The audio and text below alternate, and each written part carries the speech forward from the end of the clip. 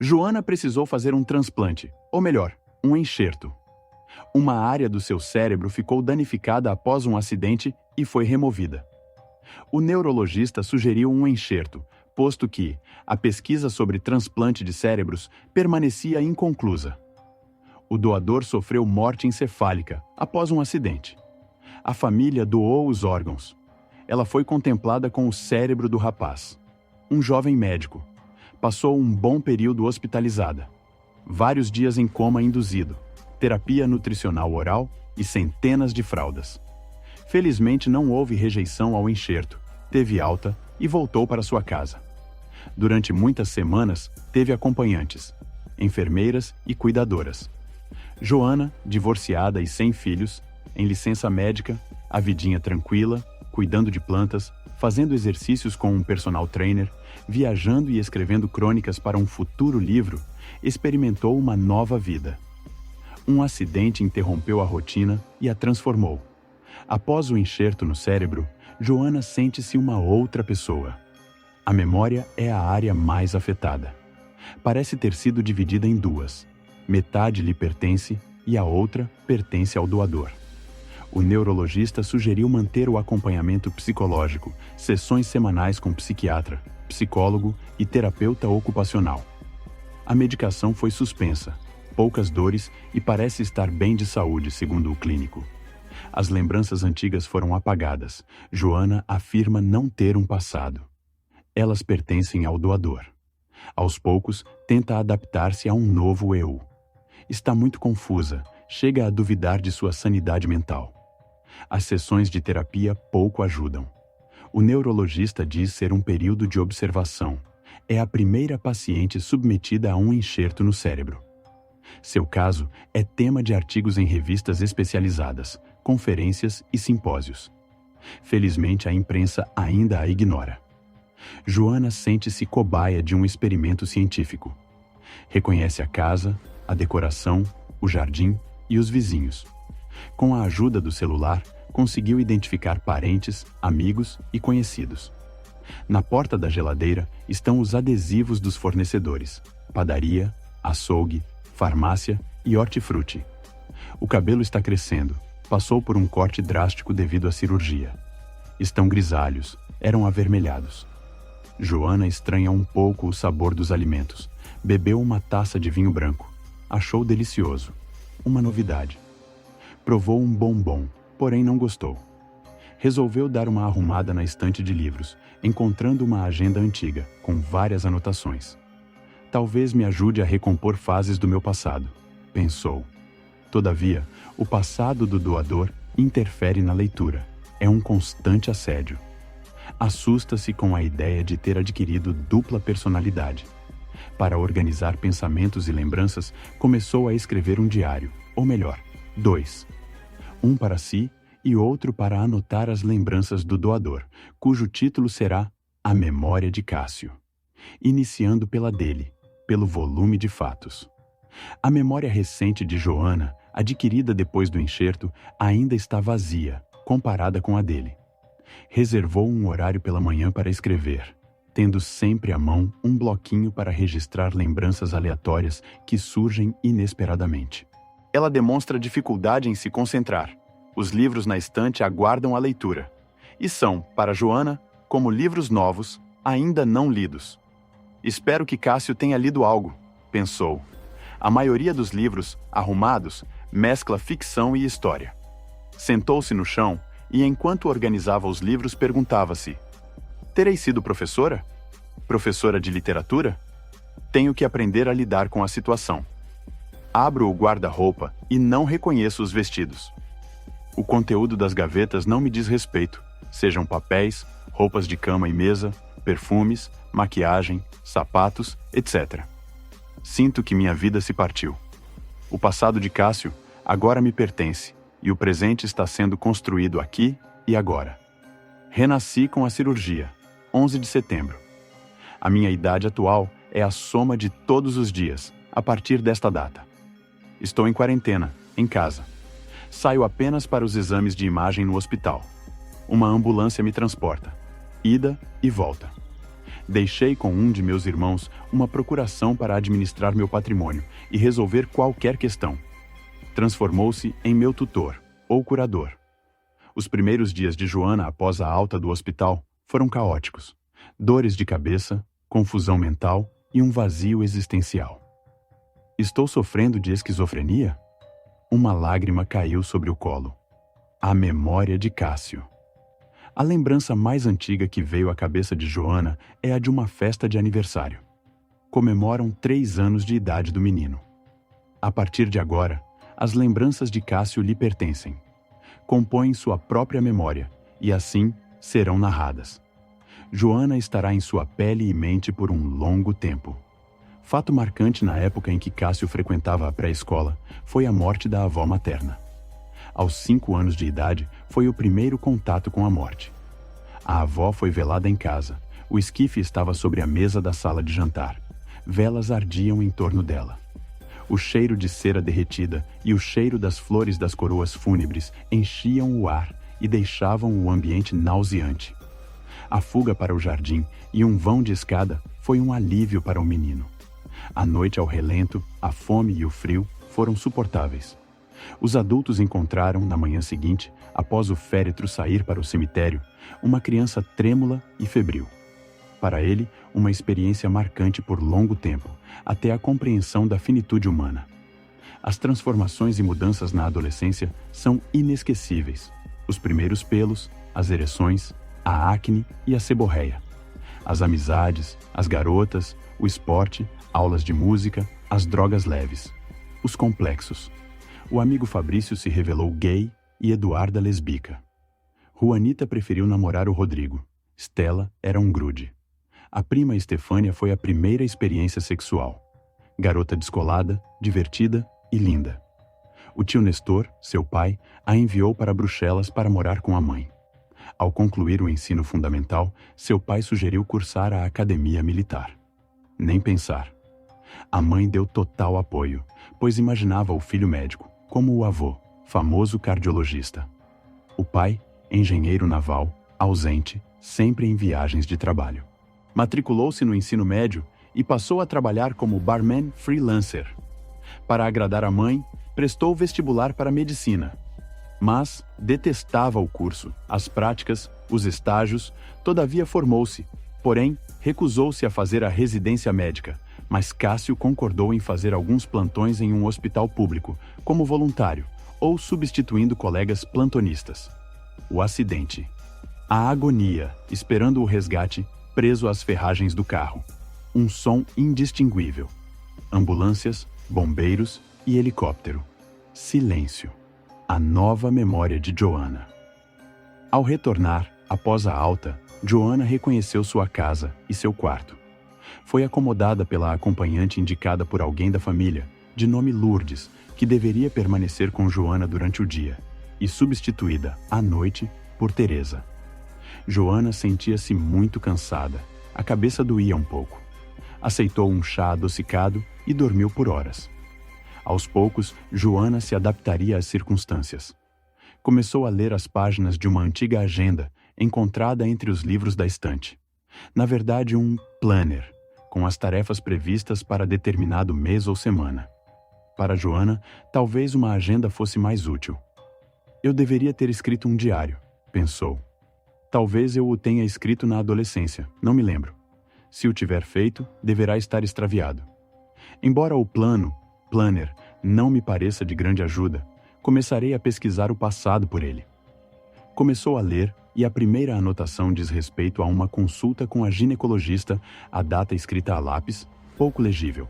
Porém, o nome da médica é Doutora Vera. Joana fez a ligação telefônica para o consultório da médica.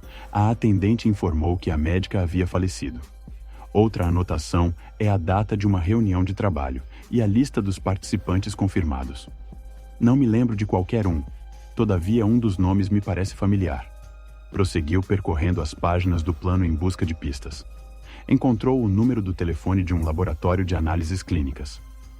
Talvez eu tenha feito um hemograma e meus dados ainda podem constar do sistema, pensou.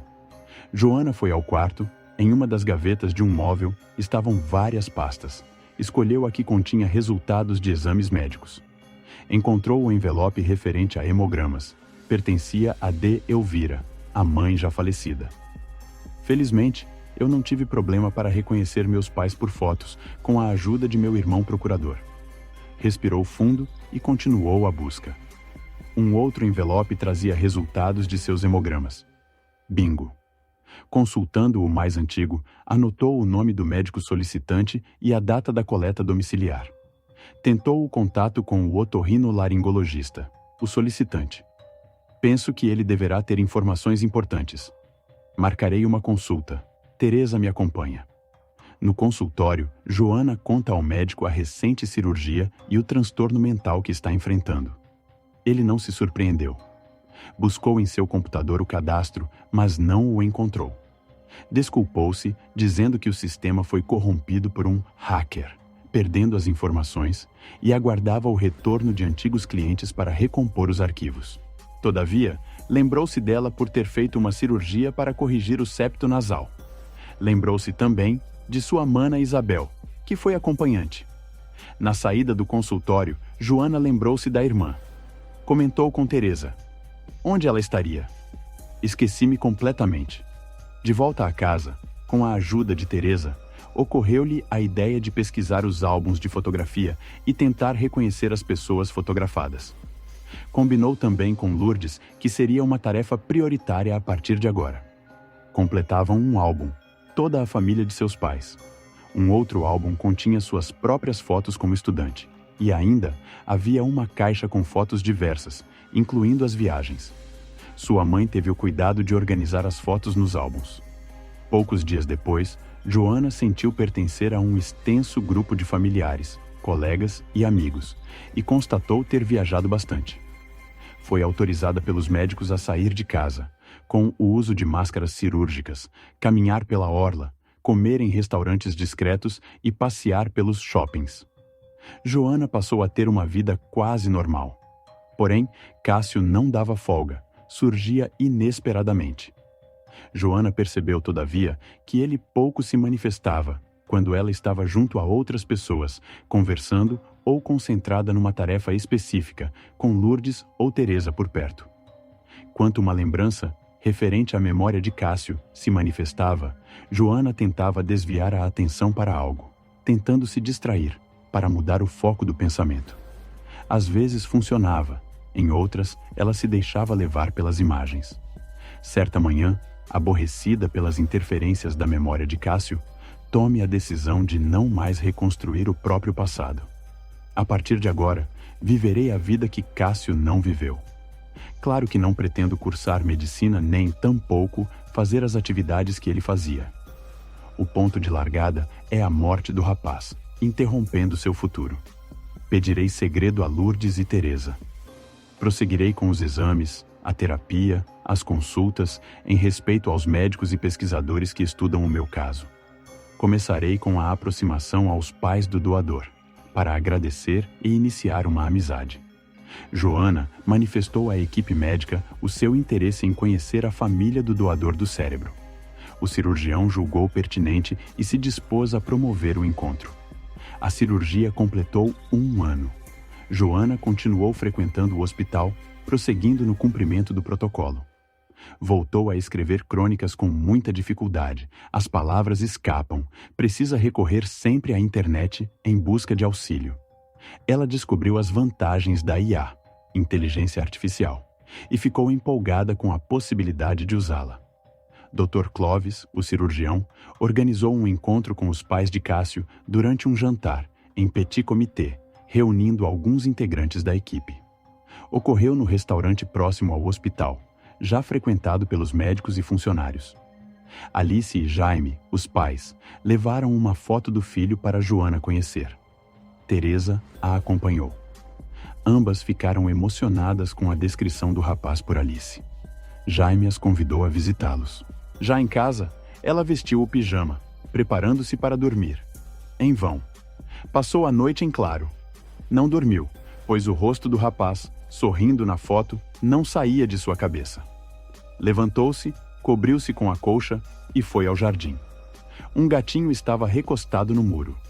surgiu a lembrança de Cássio repondo ração e água para a gatinha siamesa de nome Juma, sentado no chão da cozinha, observando a gata comer. Em seguida, veio a lembrança do vira-lata Petrúcio, pelo de arame e cor de fumaça. Surgiram outras tantas. Joana sacudia a cabeça, tentando focar no gato encostado ao muro. Ela não estava mais lá. Adormeceu e acordou com o sol nascente. Entrou em casa, Teresa preparou a mesa do café, ao lado da caneca, deixou os remédios da manhã, trocou o uniforme e esperou por Lourdes retomar o plantão do dia. Logo que chegou, preparou uma lista de compras, deixou Joana acomodada no sofá da sala e saiu para o mercado. Joana voltou a dormir. Deve ter dormido por umas 5 horas, recuperando o sono perdido. Após o banho, buscou na geladeira um cozido de legumes e carnes congelado, preparado pela cozinheira quinzenal e requentado no micro-ondas. Enquanto comia a refeição, veio a lembrança de Cássio. Ela se via na cozinha, enquanto Alice preparava o jantar e Cássio a auxiliava, arrumando a mesa. Jaime telefonou pela manhã, avisando sobre seu retorno ao país e trazendo o presente prometido ao filho: um drone. Jaime sempre trazia presentes, todas as novidades tecnológicas lançadas. O próximo presente deverá ser um robô. As visitas de Alice. Alice passou a visitar Joana com frequência, nos períodos em que Jaime estava em viagens de trabalho. Costumava passar as tardes de quarta-feira em sua casa, trazendo sempre um bolo ou pães preparados por ela mesma. Ela era muito falante, e o assunto principal era o filho único acidentado. Contou sobre sua infância, as dificuldades na escola, que detestava o avô paterno, um general do exército reformado. Evitava participar de competições esportivas, por timidez e medo de derrotas. À medida que Alice narrava os acontecimentos, as imagens surgiam e Joana sentia-se transformada em Cássio. Toda quarta-feira, um novo episódio. Uma novela. Surgiu a lembrança de uma discussão de Cássio com o avô paterno, que insistia para o neto seguir a carreira militar, apoiado por Jaime. Uma lembrança dolorosa. Sacudiu a cabeça para espantar a imagem. Outra triste lembrança foi a morte da avó materna. Do cheiro nauseante do ambiente do velório, da sala de jantar, a lembrança das pessoas vestidas com trajes pretos, depois o cortejo para o funeral e a fuga para o jardim. A noite ao relento, o medo de ter sido abandonado. Outras lembranças são as da escola, dos colegas zombando, das dificuldades com a matemática, do carinho da professora de geografia. A bicicleta, o sonhado presente de aniversário e as quedas advindas da aprendizagem. O avô materno sempre esteve por perto nessas ocasiões. Fizeram um passeio, os dois, celebrando a conquista do neto por ter aprendido a guiar. Lembranças da adolescência e as mudanças corporais e emocionais. O pertencimento ao grupo, os amigos e os desafetos. As decepções amorosas, a rejeição pela primeira paixonite. As lembranças desfilavam pela cabeça de Joana. O interesse por um instrumento musical, o violão e depois a guitarra elétrica, presente do pai. A formação da banda e as apresentações, primeiro na escola, em seguida em festinhas. O trabalho no flerte, o bar do pai de Estefânia, tio Nestor, irmão de Alice. Alternava o serviço de assistente de barman com o de músico, tocava violão em alguns fins de semana. Experimentou a maconha, detestou pelo cheiro adocicado da fumaça. Triste lembrança. Um episódio desagradável ocorreu entre ele e Fabrício, até então seu melhor amigo. Uma noite, estudavam juntos em grupo os prováveis temas de redação para o vestibular. O amigo puxou-lhe a mão para tocar sua genitália, levantou-se e deu-lhe um soco. Todos se surpreenderam, todavia. Stella, apaixonada por Cássio, revelou que Fabrício, homossexual, gosta dele. O grupo se desfez. Indeciso sobre a carreira a seguir, aceitou a sugestão da mãe e prestou o vestibular para medicina. Aprovado, deixou o serviço de barman, porém permaneceu no bar como músico, aos sábados. Após o primeiro período, aceitou uma monitoria na faculdade. Isso permitiu prosseguir os estudos, Posto que não estava satisfeito com o curso, não desistiria, evitando decepcionar Alice. De regresso de outra viagem, o pai trouxe um conjunto de equipamentos: estetoscópio, esfigmomanômetro, oxímetro, otoscópio, máscaras, martelos de reflexo, dentre outros. Com o avanço no curso, passou a estagiar em ambulatórios e a acompanhar plantonistas em hospitais públicos, onde preferia atuar nas emergências. Interessavam-lhe as crianças acidentadas e acompanhava os casos que requerem tratamento intensivo. Num plantão no pronto-socorro, conheceu Moema, uma médica mais velha que ele, cirurgiã, e iniciaram um namoro. Ele a acompanhava nos plantões. A formatura tornou possível a reconciliação com o avô paterno, já em fase terminal de um câncer de fígado. Estava presente no momento do óbito, contudo, não participou do funeral. A imagem do velório da avó materna é muito presente, principalmente a memória do cheiro na sala e a noite ao relento. Moema viajou para uma especialização nos Estados Unidos, com uma bolsa de estudos de uma farmacêutica americana. Ele substituiu a namorada nos plantões dela e passou a fazer plantões como médico voluntário em clínicas e hospitais públicos, no setor de pediatria. Alice detalhou o cotidiano do filho e Joanna revivendo cada cena, imersa na persona dele. Joanna não mais ouvia, ela os vivia ou revivia. Joanna discutia com o avô militar. Joanna acompanhava a evolução da doença. Joanna estava junto, segurando sua magra mão na hora da morte. Joanna atendia as crianças acidentadas na emergência. Joanna assistia à amputação de membros destruídos em acidentes com bicicleta ou trânsito, como atropelamentos ou colisões de automóveis. Joanna fazia a sutura de feridas e cortes. Joanna assistia a cirurgias longas e complicadas, substituindo colegas exaustos de tantos plantões. Uma rotina exaustiva era rotina. Trabalhando no bar do tio Nestor, Joanna aprendeu a preparar bebidas exóticas e lavar louças e vidros. Joanna sentiu novamente a dor do corte da mão por um copo quebrado, impedido de tocar o violão por intermináveis dias. Sorte não ter afetado os tendões, o que o tornaria incapacitado para as cirurgias no hospital.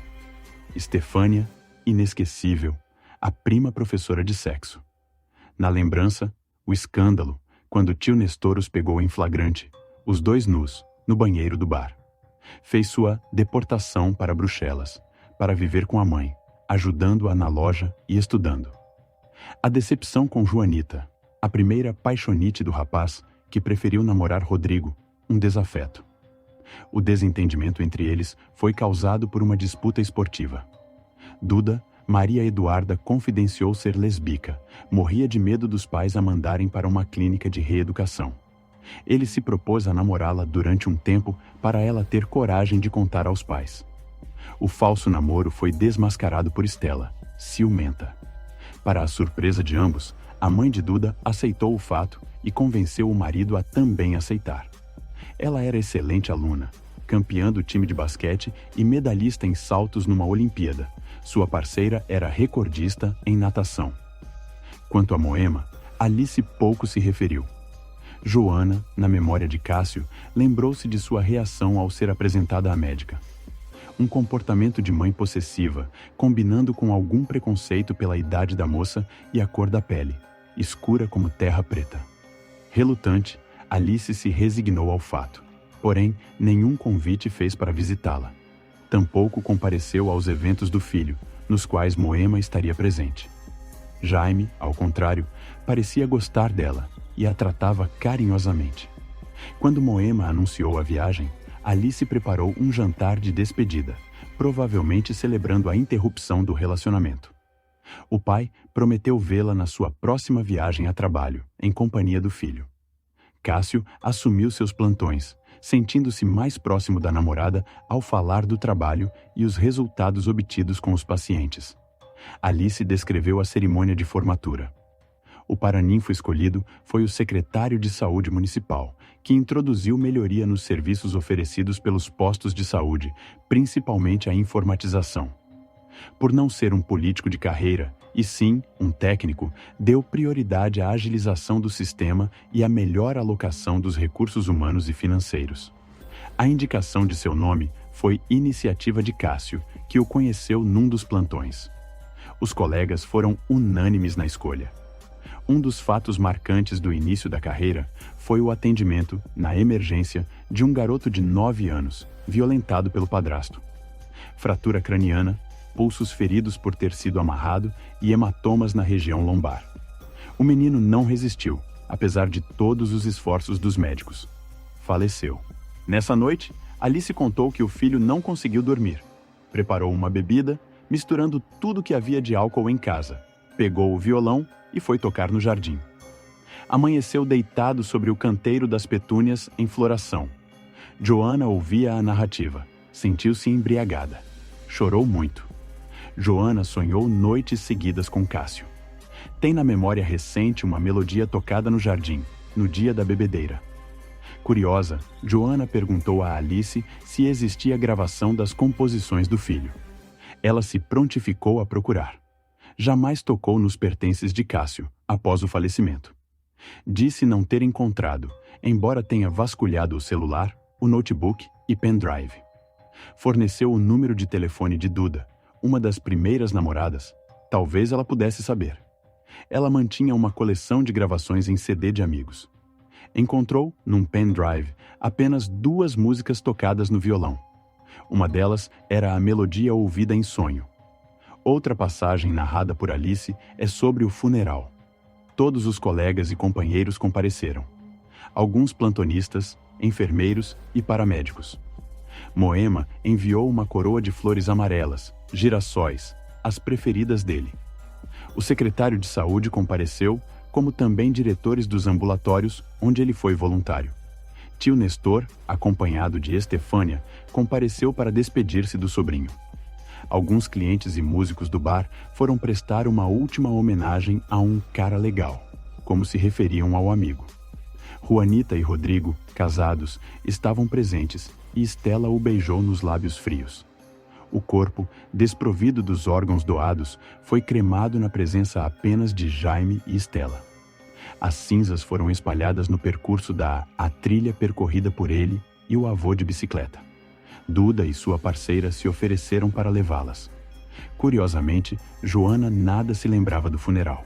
Acompanhava a narrativa de Alice distraidamente. Após a última visita de Alice, Joana percebeu que as lembranças de Cássio não mais retornaram. Nada sobre o funeral do rapaz foi lembrado. A memória se apagou para sempre. Todavia, não se recordava de nada acontecido antes da cirurgia para o implante do enxerto. Os fatos recentes eram esquecidos rapidamente, como se nunca houvessem existido. Teresa e Lourdes se revezavam, registrando em um caderno a rotina de Joana. Esse comportamento foi levado ao conhecimento dos médicos e terapeutas. Joana não se queixava de dores e passava o dia na varanda com o olhar perdido. O exame de imagem constatou que algo grave aconteceu. Joana ficou hospitalizada, mas não respondia ao tratamento intensivo. O irmão, a irmã Isabel, Lourdes e Teresa se revezavam no acompanhamento. Joana não mais falava.